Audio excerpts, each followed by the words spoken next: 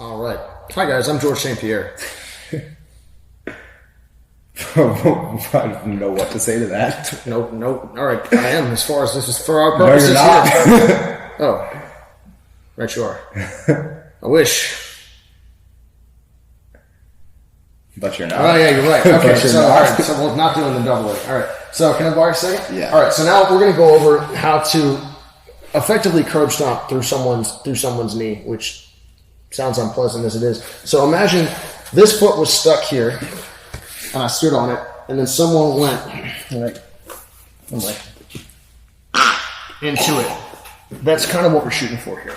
And I want to pin, almost like I took a railroad spike and dropped it through Adam's foot, his foot to the ground with my upper body. This is an important thing that you can do in a variety of footlock or heel hook finishing positions. But this is something that I find myself doing in 50-50 a great deal. Now, the trick is putting enough weight down to get the effect that we're looking for. So I'm going to show it once, and then we'll kind of get to the bottom of how to accomplish this. So again, we have the bend that we're looking for in his knee. My arm is short underneath me. My wrist is underneath his heel, and I fall to my side, and I'm projecting my ribs into the instep or the top of Adam's foot. Now from here, I'm bringing my hips over top, and I'm turning his foot in a perfect circle, but my hips dropping on top. This is a really, really strong one, particularly if you get up on one knee, would you please? Yeah. This gets a little bit scary. You have to have a lot of control of all these positions, but the nice thing about it is, I'll be honest, I think I feel a lot safer than I would have in like 2008, 2009. I wouldn't heel hook less experienced people in training because I was concerned that they would like try to do a backflip and hurt themselves or something like that. Now I feel like I have enough positional control that I don't feel that they're at risk. I still wouldn't do it just because I don't feel like doing that. But ultimately, this is kind of what we're looking for. Can you take your foot off the ground, please? Can you run away? There you go. You can leave.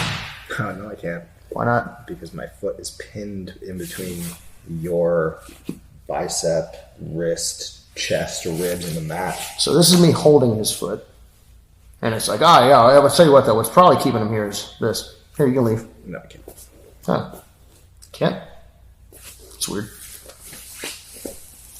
Tap. And you can apply a lot of pressure. So what I want to do is stack my body up, not like a staircase, guys, but almost like a building. Straight up and down.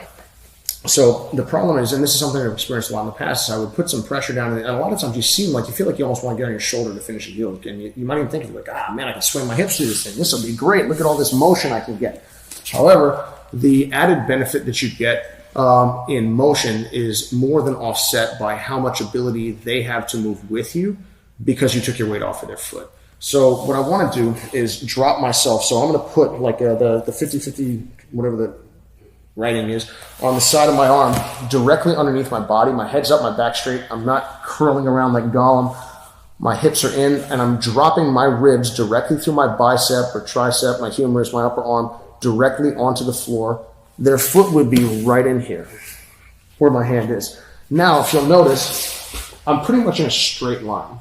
Now, if I change my weight distribution and I bring my chest in front of my arm, you get more of a staircase effect. So I'm not going to say that it's wrong. I'm not going to say that you're not going to get any pressure, and that, again, if you yank my foot really hard, that you couldn't potentially hurt me. That's like backhanding somebody really hard in the face. You might knock them out, and at the very least, I can promise they're not going to like it. However, if you throw a mechanically proper punch, you stand a much greater chance of hurting them. So what I want to do is pin his foot to the floor and make sure that my body mass is what's stopping this guy from leaving. And this is a huge deal when you have no shirt on. And for the most part, unless you're in an MMA fight, you're probably not fighting other men with no shirt on, but I'm not here to judge. This is 2019, you do you. So if we come back... It's about to get weird. All right, so my hips are in, my head is up, I'm stacked over top. Right now, where's my weight? Do you feel like you can take that foot out? Yeah. Absolutely. What if I have my hands open? Yes. Okay. What if I have my hands open? Now it feels like you're pinning your toes. Now, the nice thing about this is because my upper body and the pinch between my body and my arm and the floor is actually what's sandwiching his foot, I can move my legs as necessary to create the torque that I need. Now, oftentimes 50-50 is going to be enough to get it done here. Yeah. And again, I'm not going, oh, cool, and then adjusting myself to finish. I'm maintaining this pressure as I bring my hips in. However, if you feel the need, man, I just don't feel like this is getting it done, you could walk across and put a great deal more pressure. If for some reason he's able to turn us away and I lose that pressure, I still look to maintain the same type of torque, taking the slack out of his ligaments and out of his leg, so that I can apply the sort of force into his knee that's going to result in an injury in all likelihood and probably a tap. And again, if not a tap, at the very least an injury that I can rely on, but worst case scenario, I've at least tied him up in 50-50 and I'm probably going to be able to look to sweep or advance my position. So again, the bullet points on this one, their foot's going directly onto your ribs, your arm is dropping next to you and you're going up and down, not out over space, because right now I'm distributing my weight and that just doesn't get the job done. I want to pin his foot to the floor with my own body mass, through his foot, through my arm, through the ground, and I'm bringing my hips in while maintaining that to get the pressure that we're looking for. While maintaining that pressure, you can always adjust your foot positioning and your leg positioning as necessary to create more torque, more pressure, to maintain space, to block the lines of their punches. You should be able to protect yourself effectively while still attacking effectively.